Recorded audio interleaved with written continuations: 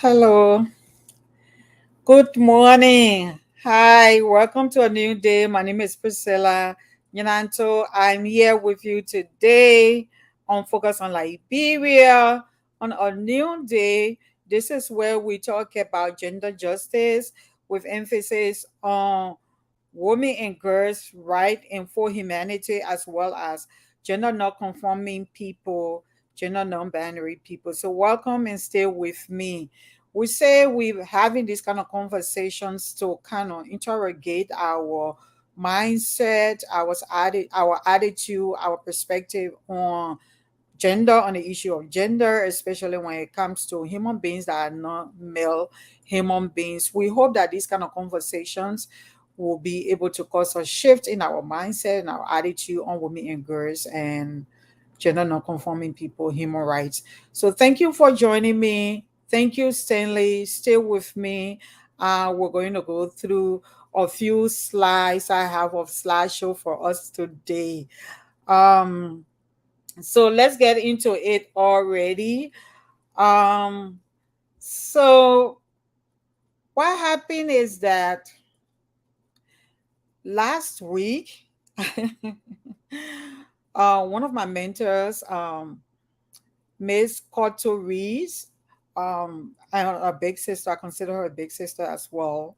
Miss Cotto Reese is the former country director for Action Aid. Now she works in South Sudan with the UN.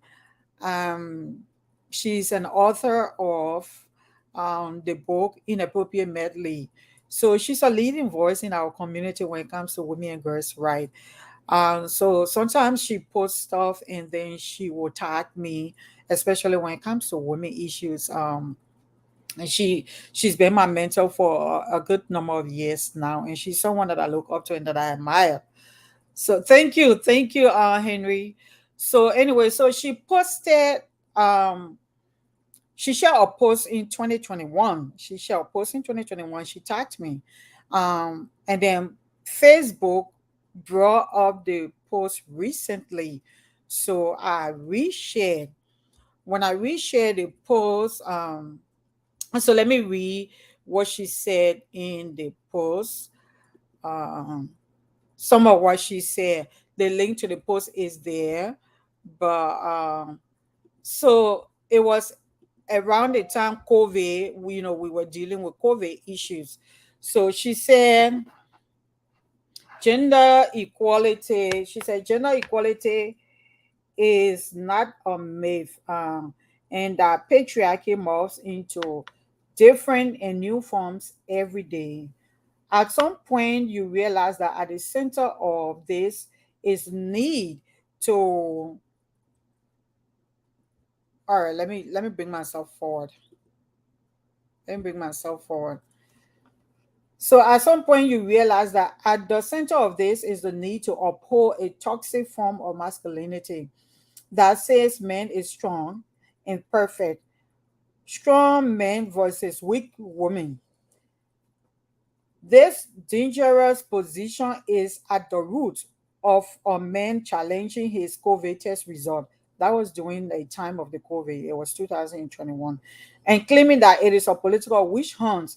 It is at the center of the perception that women cannot be strong as men and therefore cannot function in public productive spaces, including government.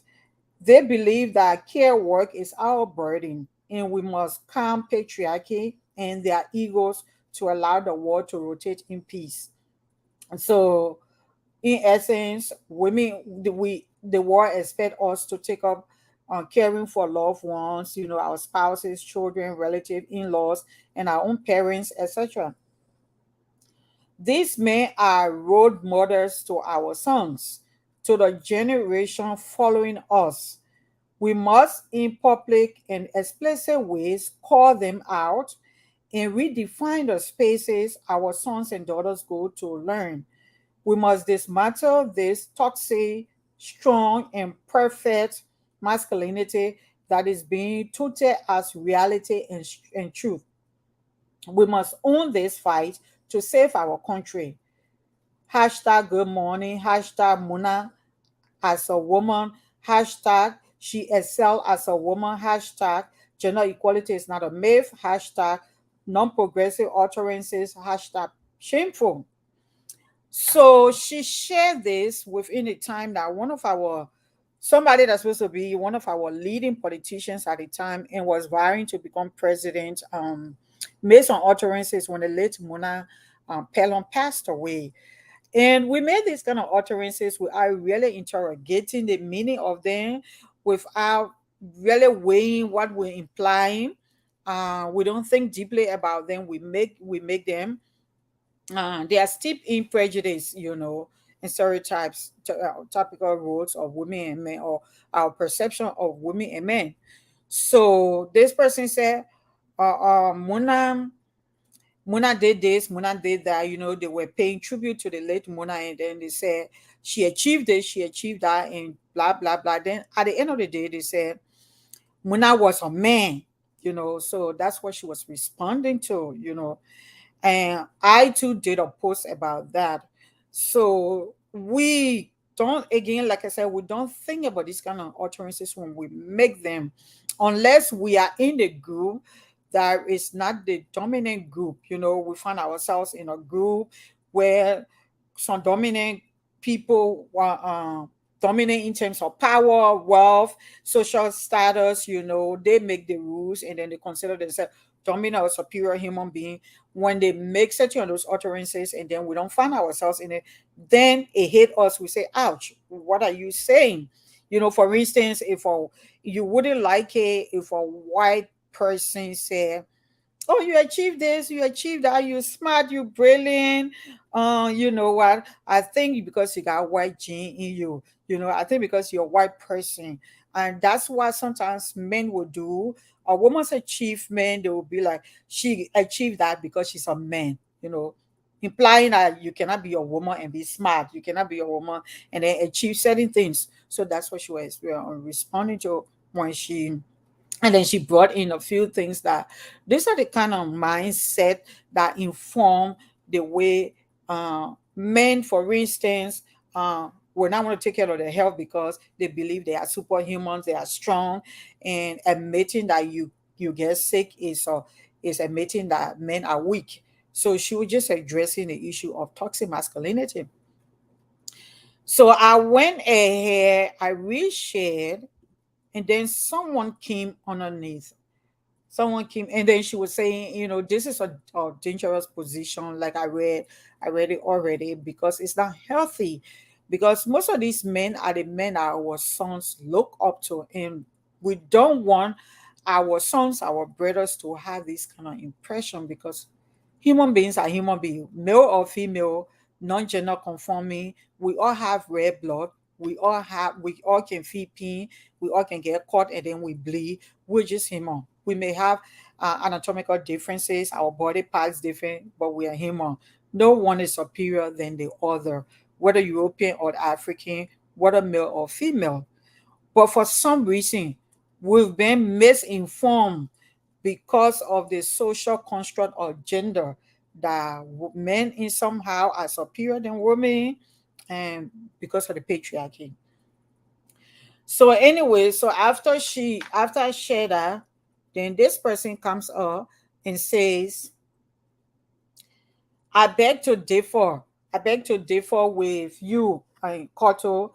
The perception of male dominance has faded away in this century. Can you imagine somebody claiming, making a kind of elaborate claim, um, that the perception that gender, male dominance, I think somehow the person is accusing us that it's an illusion, that there is nothing called male dominance. It's just in our head, but it's not real. So the perception of male dominance has faded in this century, whole century, where women often hold strategic positions at workplaces over men. Over men. The school of thought should be advocating for mutuality of women and men complementing each other at every space and sphere of life in humanity. Uh, this would be a fair advocacy for gender parity, then the continuous advocacy for more space for women over men at this stage in time. The women are even more progressive in every space of life. I pause here. So this is so much wrong. There are a lot of that. There is a whole sort of wrong with this kind of way of thinking. Um, that somebody says that women are dominating when it comes to strategic position at workplaces. Really, in what world is this person speaking from?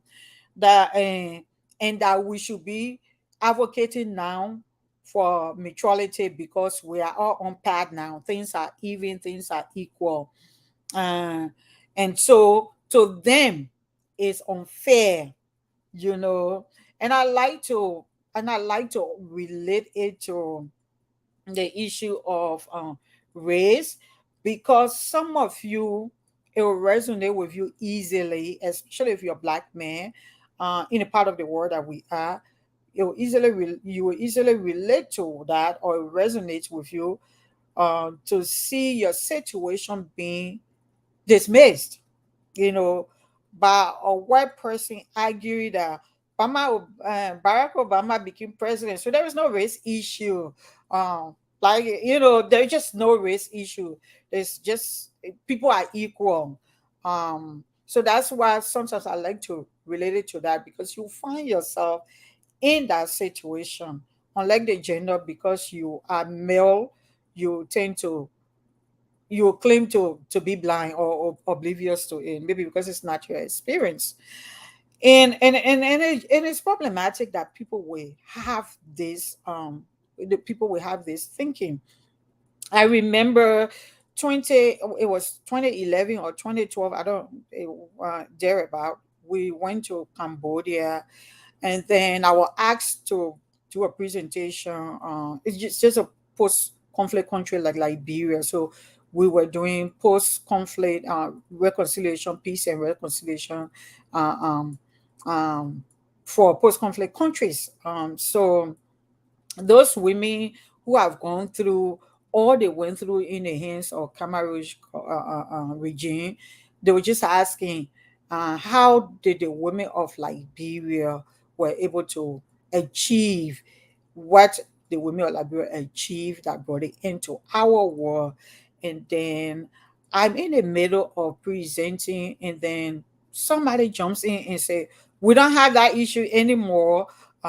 There were, I think, two or three other Liberians that went. It was see me alone. So one of my fellow Liberians jumped in. Oh, we don't have that issue anymore. We don't have a gender issue anymore. We have our first female president. Um, so I had to work my way back to the point where, uh, yes, we have a female president, but it didn't automatically, magically erase the issue of gender imbalance or gender inequality and the impact in our country, and the threat to our security. But those are the kind of things that we do not examine deeply, and then we make those kind of arguments. So this is what this person is saying. Whether he shares space with one or two females in whatever field he's practicing. So in his mind, he's not being treated unfairly, you know. And he's not alone. He's not alone. Again, I share the example of this situation in Cambodia, by this fellow Liberian woman who jumped in to just shut me up, because she didn't understand the issues. So sometimes people do not understand the issue. They don't even go by facts, they just go by sentiments. And it's unfair if you can just dabble into these kind of issues to claim to be authority, to start crying foul.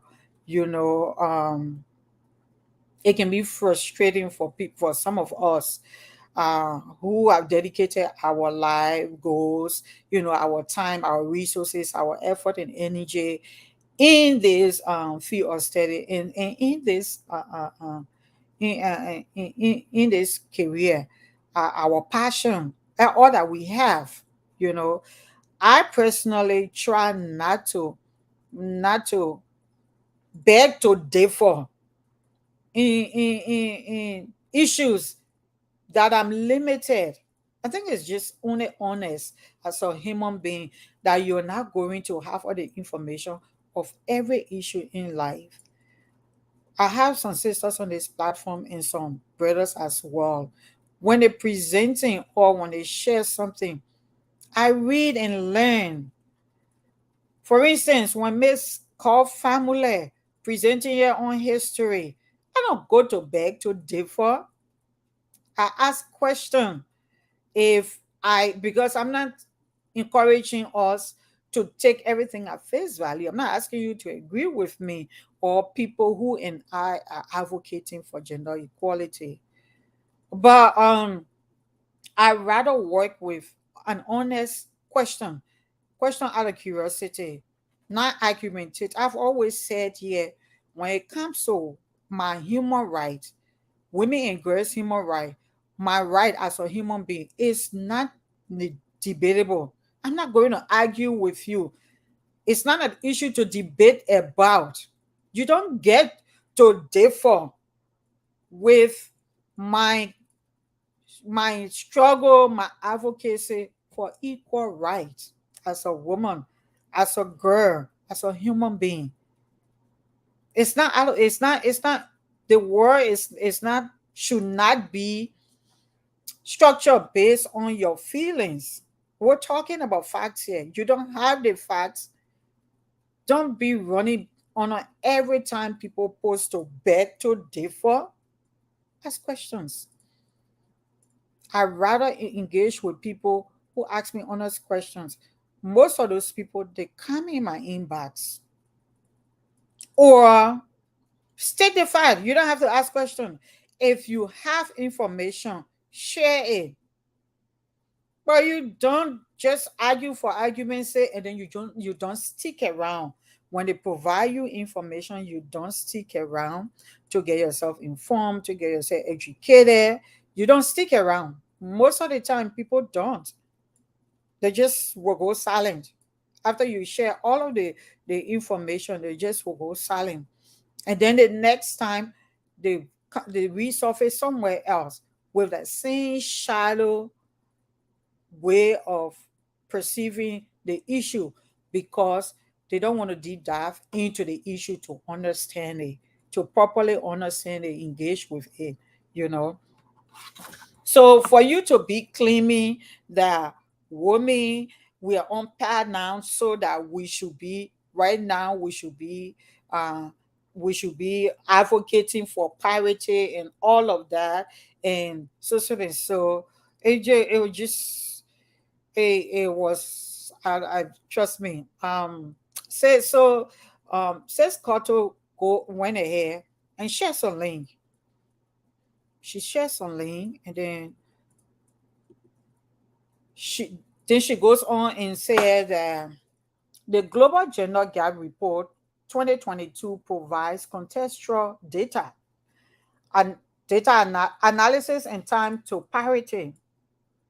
You have had improvement on gender parity on the four key dimensions beyond labor and leadership. It also establishes that we are 132 years to parity at our current rate of achievement. It will be good for you to read. She was talking to this person. It will be good for you to read. Person, the name. Then perhaps we could discuss strategies to advance gender equality, starting with Liberia. Again, it is frustrating that these kind of people. I responded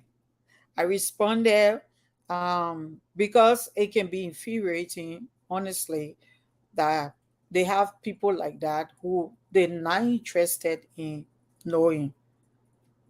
Some of them is a deliberate choice not to know, but just to. I mean, you just go around social media just arguing. Do you really want to learn? You want to engage in healthy conversation exchanges, or I don't understand. But our reasons for being for engaging are different.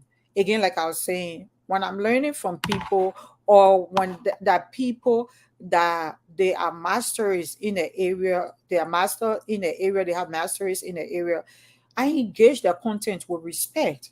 I do the same thing with Miss Abby Tyler. um, I learn, I listen, I engage, I ask questions. Uh, um, you go in private spaces if you don't want to do it openly. Um, and a lot of people like that. Miss Massa Washington. There's just a lot of way we can learn from each other. Um, but you dabble in things, and there are other people who, yeah, I dabble in things, but that's why those things are not things that I go around differing with people with. I ask questions, but there are things that I put my all and all in it. And gender equality, social justice is one of them. Actually, if not a me, for me. So to do this for years, and then every time someone doesn't have any means of engaging with your content, it can be, again, again, it's become your turn off for me. So yeah, initially my response wasn't really optimistic. But then I decided, you know,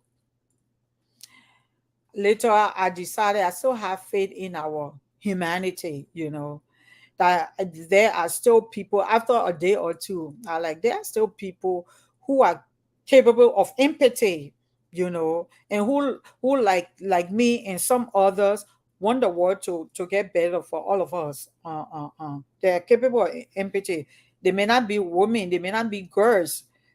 They may be in a privileged gender, the male gender, but they want the world to become better. Unlike some men who they just okay with the privilege that the patriarchy has given them, they don't want things to change. You know, so sometimes it can be, you can wonder, you're fighting an uphill battle. Is anything really going to change? Some people, they just completely close up their mind. But then sometimes you just have to look around you and then have faith in humanity and say there is still hope. There is still hope. There are still people like you who are watching me now, people who will watch later, people who will engage with this with open mind, that are still out there, that we can still continue to engage. Therefore, I decided to talk about the Millennium Development Goals today. So that's where I was going, and I started all of this background. So let's do a presentation on the Millennium Development Goal. What is it? The Millennium Development Goal? Um, oops. Um, the Millennium Development Goals were a set of 8 goals adopted by the United Nations in 2000 to be achieved by 2015. The goals were to: one, eradicate extreme poverty and hunger; two, achieve universal primary education; three, promote gender equality and empower women; four, reduce child mortality; five, improve maternal health; six, combat HIV/AIDS, malaria, and other diseases; seven, ensure environmental sustainability; eight, develop a global partnership for development. So,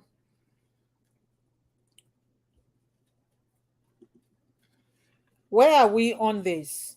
Oh, actually, let me go back to, so in Ms. Ree's response, I just wanted to add the part where she said it also establishes that we are 132 years to parity at our current rate of achievement. That's what it said. But the recent report is that we have regressed. The COVID has pushed us back. We were at this point, then the COVID hit. The COVID hit. We're going back. So now we are 250 years away from parity. You cannot be passing around and claiming that, oh, there is parity, there is no male dominance, we are all equal, there is no gender equality. I don't know what you're reading, I don't know what you're studying, I don't know what part of the earth you're existing, right? But we are 250 years away now to gender parity. All the gains made, the progress made, we had to go backward because when the COVID came, most of the people who lost their jobs, most of the people who had to go backward and reverse in the progress were women.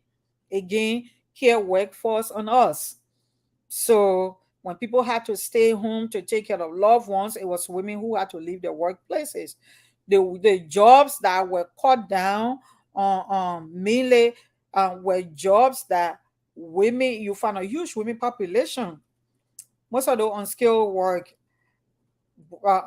again, the skill gap, the education gap is there. It didn't happen in a vacuum. We live in a world where the woman is going to be at home. She got to put off her dreams, she got to put off her dreams, her ambition to. She will have 3 or 4 children, and this man, he is moving on. He continue to go to school, he continue to go to work, and then he finished with his first degree, he going on to his master. Meanwhile, children are being bear and born in his name. Children are going to take his name, but he continue. How much of a price does he pay as a father? Unfortunately, the world has been structured. We're not talking about the natural way of things where a woman gets pregnant. That is for 9 months. After that, we're supposed to share everything else. But no, the patriarchy still have confined women to the role of being quote unquote mothers, that something that they do not adequately reward women for, except patronizing and flowers and messages on Mother's Day. But then a girl or a woman had to forego years of advancing herself, professionally or personally, while she's taking care of while she's taking care of her children. And then before you realize she gone back into the job market, maybe 4 or 6 years later, then the industry she was interested in, a lot of advancement have been made. She got to start from the bottom. She's really not skilled enough. Then she just start going to school. If she will even go. Because sometimes you end up taking care of the children for 20 years until they move on, they go on to college and everything. Some of those women, before you come to yourself, the husband said he educated properly, now he found someone on par with him. So there are a lot of reasons why women are at the bottom. And now those jobs that they are in, when they get shaved off, like it's happening now with artificial intelligence, which is great. I'm so excited about it. This is a huge, it has a lot of great good that is going to do for humanity when it comes to advancing us. But are we also looking at the fact that it's going to be most of the job is going to be shaving off are the jobs that women do? So how is it going to impact inequalities? A kind of clerical work, a kind of research, a kind of customer service, most of those things that artificial intelligence is going to be taking care of, those are areas that you find women. So we're not even near gender equality. So for someone to be posturing and claiming, going around when somebody shares something and then I beg to differ, or then they want to argue without adequate information, is I'm looking for a really nice word. But please, it's old. All right, so I'm going to continue. I was on a slide that I came back to talk about this. So okay, so the Millennium Development Goal, we say, were largely successful in reducing poverty and improving health outcomes.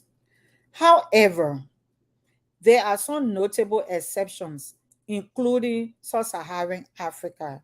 This is according to the World Bank. Sub-Saharan Africa made significant progress towards the Millennium Development Goals, but it still lags behind other regions. In 2015, the poverty rate, and I tried to get a newest update. I honestly I searched.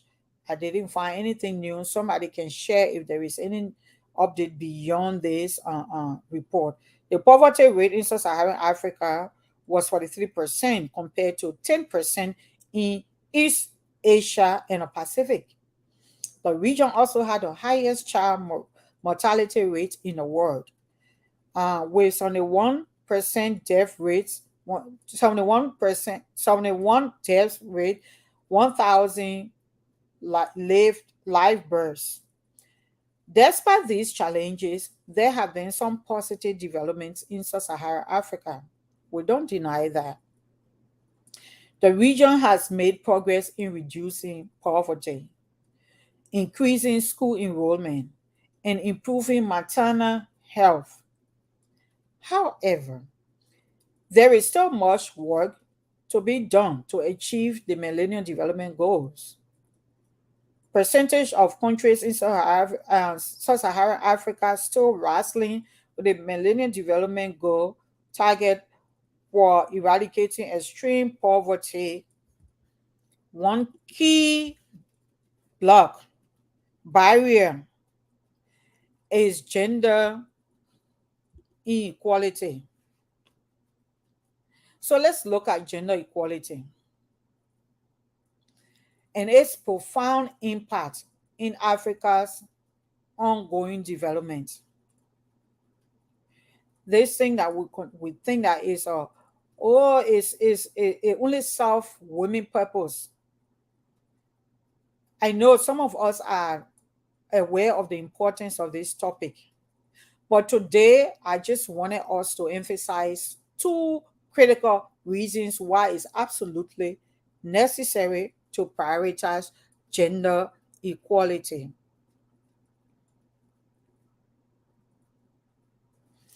Achieving gender equality is key to combating poverty.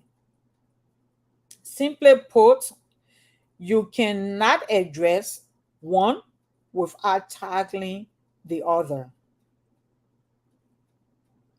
There's no way how you can say you're going to combat poverty and then you do not address inequality based on gender. Resources are in the hand of one gender, uh, wealth, opportunities, you know, um, yeah, education, opportunity as well, opportunity for advancement.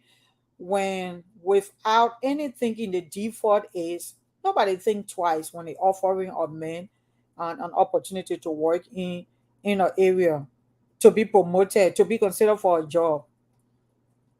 Our internal bias is to question if a woman is named, will she be able to do it? She able. We don't. Women have to prove herself. Men do not. Do we question ourselves why? And I'm not leaving myself out. I've shared here before how it's an internal bias that we all been conditioned, that we question even ourselves when we're giving position or tax or just something, that we second guess ourselves because we've been conditioned that as a girl you can do this. It's easier for men. You got used to hearing that until when you're given the opportunity to do something, then you start thinking, will I be able to do it? Maybe let me get call my husband to do it, or maybe my brother, or maybe my colleague, or I wouldn't be able to do it. Based on the 2015 publications on the Millennium Development Goal attainment, that's what I say. If you got a updated one, share it. But based on the 2015, we can see the global decrease in poverty rates, with the notable exception of Sub-Saharan Africa. Around 45% of countries in this region, including Liberia, still find themselves wrestling with the uh, Millennium Development Goals target for eradicating extreme poverty. Gender inequality is one major barrier to development in sub-Saharan Africa. Women are often denied access to education in a family. Is the boys we're told that we carry the family name. You will get married tomorrow as a girl, so it's a waste of money. They don't get the opportunity to go to school. There are a lot of factors. The climate change, again, how often do we update ourselves about all these studies and reports that keep being put out? Climate change is so adversely affecting women and girls. You see, families in parts of Africa now giving girls children, taking them out of school, giving them out in marriage.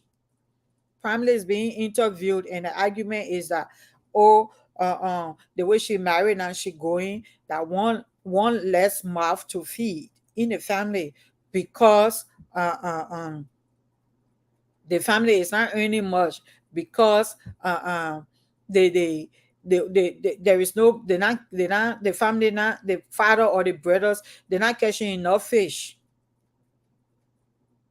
when they go fishing, or the farm, it's not producing much. A lot of things that are affecting people livelihood and income, people who are farmers, people who depending on fishing, family parts of the continent where people depend on different way to be able to sustain their families. The disruption in the way of life that girls first can suffer it. People giving out 8 years old, 12-year-old. See girls crying, but they been giving out. They've been conditioned. So as they interviewed them, they say, yeah, my mom said, my pa said that the best way to help the family. Her brother is there. They're showing boys, children. Stay with the family. But they're sending a girl out. Marry her off. One older person bring few cups of rice or bring some fish for that day. Maybe the family will eat for a week, and then the girl's future has been traded. These things are happening. Girls are being denied, taken out of school, married off to lessen family burdens. Why the older brothers, 18, 20, they're home. And then they will take a 14-year-old. She got to do it for the family.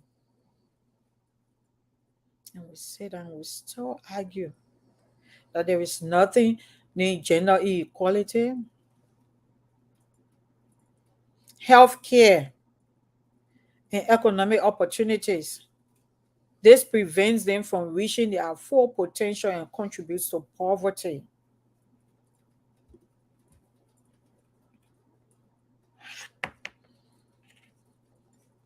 Data is indispensable in the pursuit of gender equality. Come with data if you want to beg to differ with me or some of us or people like Miss Reese, a woman who dedicated her whole life in Liberia for more than a decade, empowering Liberian girls and women. And today she's working in international community as a Liberian, along with a Liberian woman who is heading the UN mission in South Sudan. We'll share something and then you can't honor it. I beg to differ. Where your data? Robust and reliable data can guide us in formulating effective strategies. So I'm looking at indicators such as gender equality, um, equality of representation in rural areas, women economic rights, their active participation in society, their political rights, violence against women. How many of, from which, what aspect you begging to differ on? What aspect of these areas that women are so dominating in your understanding in this century, for which there is no need for us to advocate for equality? Senate gave political parties in Liberia. They just say 30%. Ordinary 30%, not even 50. Let's just start. Because when you're negotiating, you start little by little. And to be realistic, you didn't even have 20. So you can start with 50. You say, let's start with 13. Like it is set up. In other parts of the world, people are meeting it. Liberia, today, we can hear the political parties. Are they even honoring the election commission guidelines on that?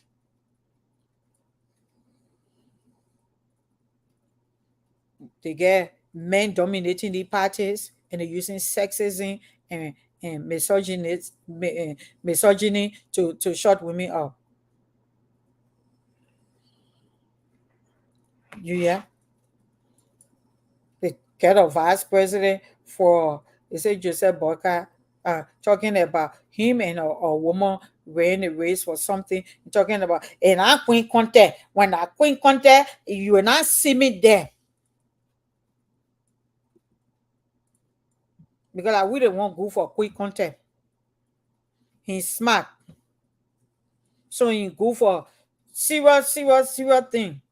But us, that only physical beauty. They say all kind of rubbish about Liberian women, but tomorrow they expect Liberian women to vote for them. I don't want only good enough for Queen content. I play reduce me to.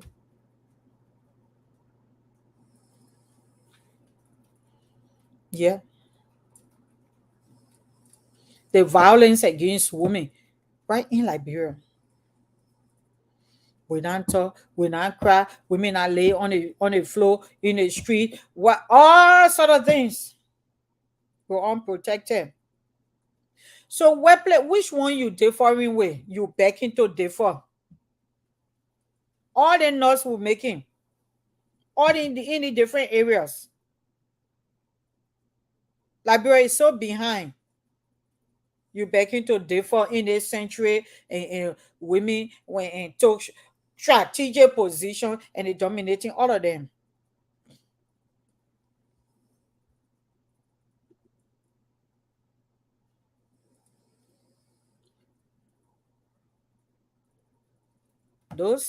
These indicators, political rights, they're all metrics that are aligned with the categories in the global gender gap index, which include access to education, health, political engagement, and economic participation. Where's our data? Since last year, some of us we've been we've been begging, appealing. Who haven't we sent emails? Gender ministry, or you go to justice ministry. Who haven't some of us behind the scene reach out to? Please update us when it comes to gender. What's going on in Liberia? We've tried. We just don't come out here and be naming people and because you know it's not what we want to do on this platform. We want healthy engagement. So we continue. Some of these people, 2 years, so I've been sending them emails back and forth on WhatsApp, engaging with them. How can we be talking about something that supposed to be affecting us nationally? For people to just send you piece of paper, it just will say they're giving you blood. They're giving you the blood and the blood low. So it's too high. Man, it will not happen because it will affect me. No. Share information.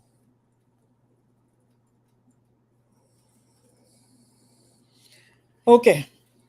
The international,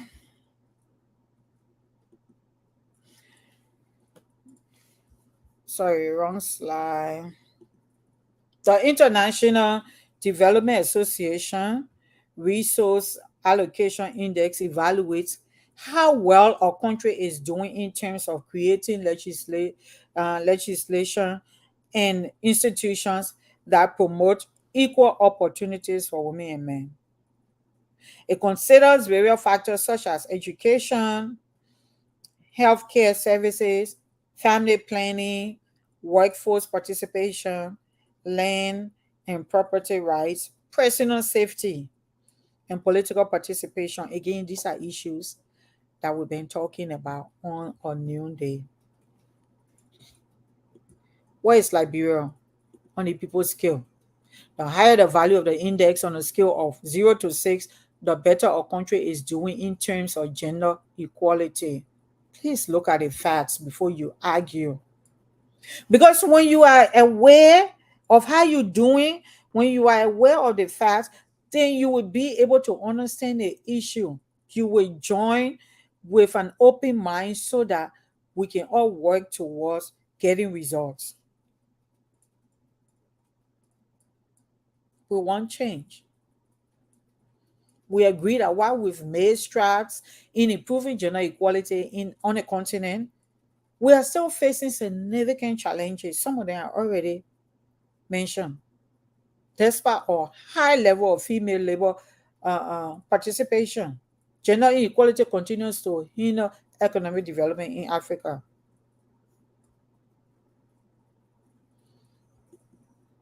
Remember, Africa used to be a giant when it comes to women, uh, gender equality. Maybe it wasn't referred to as gender with the term gender equality, but there are evidence of how our ancestors people work together symbiotically. People, women, men, even when it comes to those who practice the Sunday and the poor, you hear historians like Dr. Brewer talking about the poor. They didn't just make decision without the input of the Sunday, the head of the Sunday, and a lot of different tribal groups. They had a way of practicing mutual coexisting with each other, complementing. Are we the one here today? They're saying gender inequality continues to hinder economic development in Africa. Africa. Want us to check out our history? We will. We did that before. We'll continue to do these things. But today, we're struggling with that. With persistent issues like vulnerable employment and gender productivity gaps. Gaps in education, early marriages, and barriers to women contribution in the region in regional trade are preventing us from achieving full gender equality. Historical accounts have shown in parts of Africa where women were leading in trade. Europeans started going, the fear of women, they carry all sort of things. We bought into most of these foreign value systems. And today we're so beyond because we embrace some of these things and made it our own.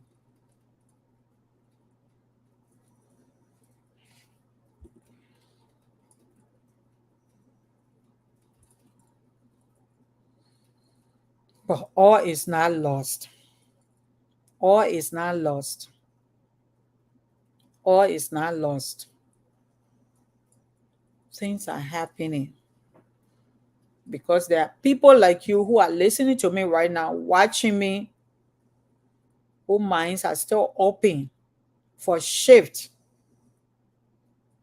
open to possibility, who are not rigid, who who don't fear change, who know that there is more to gain than anything to lose.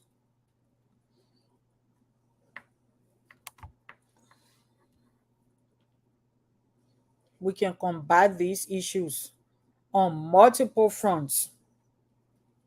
Innovative programs, for instance, in Niger, they have a school for husbands where they're helping to promote family planning and reproductive health.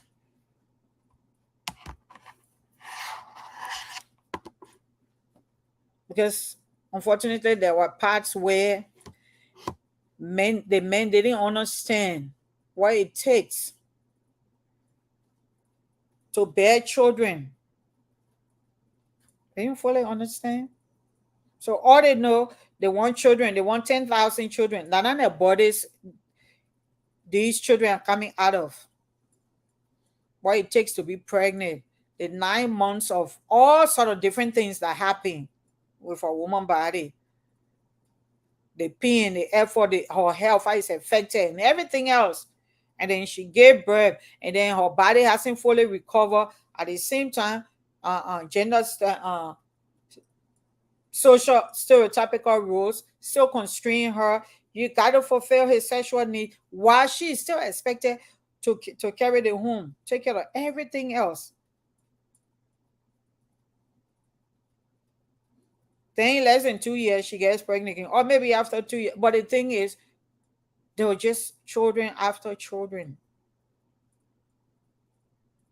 Now they have some of these programs where men are being educated, and they be like, "Oh, I thought I understood." I was watching this documentary on Nancy Pelosi, and then um, her colleague was talking about how when Nancy, after she had, I think, 4 children, 4 or 5 children, and then she started pursuing her political career because she married young, and then as a Catholic, they didn't want to say they didn't believe in contraceptive also. So she had them, but then anyway, so she pursued her or political career. And then when she first got in the legislature of 100 plus legislators, she was just one of out of 13 or 23 women of 100 plus legislature, all males, and how they would sit in meetings. And then these men, all they talking about and patting themselves on the back or feeling sorry for each themselves. They're talking about what they have to go through, what they went through when their wife when the child was being given birth to. And she and the other women will look at each other and they're sitting among them. They're like, all those years we sat among those men, they never even could ask. We who the actual ones, I have 5 children, 5 women, who actually gave birth, who actually have the experience to ask, how does it feel like? Or to ask our perspective, our opinion. It will be there carrying on like they know all about what it takes and how much and how it affected them. So we got programs like the schools for husbands, so that men who are understanding that will know how to advocate, how to work alongside with women to be able to, advocate for policies that progressive policy and policies on reproductive health and family planning. By providing equal access to resources for women farmers, we can significantly reduce hunger. A woman with 6 children, if we can support her, do you know how much mouths you'll be able to feed? Most of the women married, but just a single woman. The men get 4. Everybody for themselves. Every woman take care of themselves. But all the training here new. Someone in the just get one. But how much society have conditioned him that it's a responsibility more than it is his? We need to empower women to take up leadership positions that will lead to the creation of more gender equality policies, bringing improvements in critical areas like land and reproductive health rights. To close the gender gap, we need ongoing efforts. We're 250 years away. You can say, no, no, no, I beg to differ. The whole gender calling for gender equality is over now. We ain't get that issue anymore. I beg to differ. We need ongoing efforts, evaluations, and support for women's empowerment projects. These are guys who got daughters, but everybody think a daughter should be an exception. It depends on threatening or guy. If you treat my daughter, I know y'all can treat with me so and so, but my daughter, you are not. Everybody thinks his daughter should be an exception. But what's about you being a better man and demanding that other men be better, so that the world can become better beyond your daughter? You're not going to confine your daughter to one little space. She's going to go out there in a world of men. I was listening to one comedian. He thought it was funny, and I just turned him off. He was this, he was that, he was this one, he was that one. And then the first time he held his son, he didn't even know that dude from anywhere. He felt the love. He said, what did he say? I would die for him. And then his daughter came. When he held his daughter in his hand, the emotion. And then he said, I would kill for you. You see, two different feelings. One, I say I would die for him, but the other one, I would kill for her because I need to protect my daughter. You see, I will not kill for my wife because it's her father's responsibility to kill for her, but my daughter. I said, look at the other joker. We don't even think beyond ourselves. You wouldn't even need to kill for a daughter if this world was safe for women and girls. How about you trying to become a better man and work within your circle of influence? Hold your friend men accountable. Revisit your bias about women and girls and start having some shift so that the world can be better for all of us. You care for your daughter. Why will you have that thought? Because deep down, every man knows that the world is not safe for women and girls. And you think it's enough to be fighting people for a daughter? All right, let me wrap up because I'm sticking 1 hour. So it's clear that strengthening women's role in Africa is essential for driving positive change and eradicating poverty. We need to strengthen women's role in Africa.